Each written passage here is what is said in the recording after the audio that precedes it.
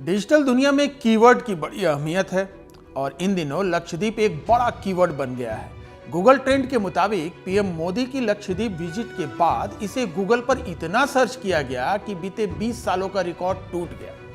लक्षद्वीप को लेकर दो मुल्कों में रार भी ठनी हुई है। ऐसे में ये जानना दिलचस्प होगा कि महज 32 स्क्वायर किलोमीटर में फैला ये इलाका भारत का हिस्सा कैसे बना। क्यों कहा जाता है कि यदि 30 मिनट की देर हो जाती तो लक्षद्वीप भारत का हिस्सा नहीं होता।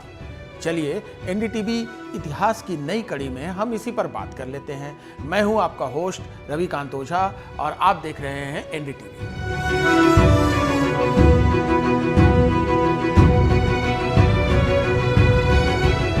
बेहद खूबसूरत समुद्र तटों से घिरे लक्षद्वीप की आबादी महज 70,000 है। कभी इसके 36 टापू हुआ करते थे, लेकिन बाद में एक टापू समंदर की गहराइयों में समा गया, लिहाजा अब इसके पास 35 टापू हैं। ये 1973 में केंद्र शासित प्रदेश बना। ये भारत का सबसे छोटा केंद्र शासित इलाका है। कहीं ये विवरण जानकर आप ये तो नहीं सोच रहे कि इस छोटे से इलाके के बारे में ज्यादा जानने की जरूरत ही नहीं है, तो आप गलत हैं।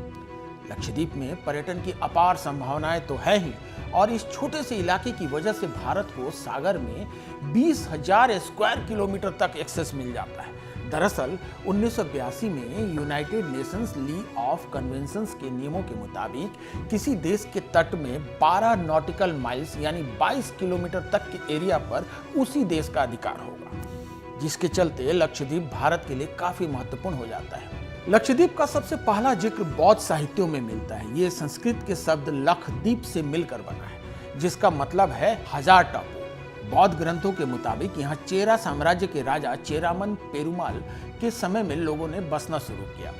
दशकों तक चेरा साम्राज्य ने यहाँ पर राज किया। बौद्ध धर्म यहाँ की 5वीं सदी के आसपास पहुंचा था। बौद्ध भिक्षु संघमित्र के भी यहाँ आने के प्रमाण मिलते हैं। इसके बाद यहाँ इस्लाम धर्म का आगमन हुआ। अहम यह है कि इस्लाम के पहले खलीफा अबू बकर के रिश्तेदार और संत उबैदुल्लाह ने यहाँ इस्लाम का प्रसार किया। लक्षद्वीप में अभी भी उनकी कब्र मौजूद है। इसके बाद दौर आया 11वीं सदी का। चोल साम्राज्य ने इस द्वीप समूह को कब्जे में ले लिया। कई सदियों का मतलब 14वीं शताब्दी में पुर्तगालियों ने इस पर कब्जा कर लिया। हालांकि स्थानीय लोगों के विरोध के बाद उसे उल्टे पांव लौटना पड़ा। इसके बाद द ग्रेट टीपू सुल्तान ने इस पर कब्जा कर लिया, लेकिन फिर जब तीसरे एंग्लो मैसूर युद्ध में टीपू की हार हुई तो ये पूरा द्वीप अंग्रेजों के कब्जे में आ गया। अब बात उस बात की जिसका जिक्र हमने शुरुआत में किया था। हुआ यूं कि अंग्रेज जब भारत को अलविदा कह रहे थे तो पूरा देश बिखरा हुआ था। लक्षद्वीप बेहद छोटा इलाका था, लिहाजा ना तो पाकिस्तान का और ना ही भारत का इस पर ध्यान था। अगस्त के अंतिम दिनों में पाकिस्तान के नेता लियाकत अली खान ने सोचा कि लक्षद्वीप मुस्लिम बहुल इलाका है और भारत ने अभी तक इस पर दावा भी नहीं किया है, तो क्यों ना इस पर अपना अधिकार जमा लिया जाए। लिहाजा उन्होंने इस पर कब्जे के लिए पाकिस्तानी नौसेना के जहाज को रवाना कर दिया।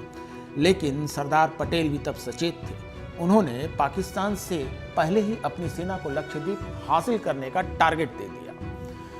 भारत से दूरी कम होने की वजह से हमारी सेना वहां पहले पहुंची और अपना तिरंगा लहरा दिया। जब पाकिस्तानी सेना वहां पहुंची तो भारत के तिरंगा को लहराते हुए देखा और युद्ध की आशंका से वापस लौट गई। कहा जाता है कि दोनों सेना की वहां पर पहुंचने की टाइमिंग में महज 30 मिनट का ही अंतर था।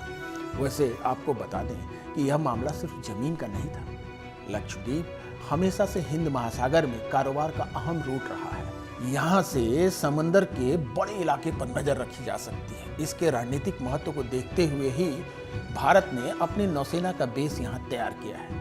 आप लक्षद्वीप की कहानी के बारे में क्या सोचते हैं, हमें कमेंट करके जरूर बताएं। नमस्कार।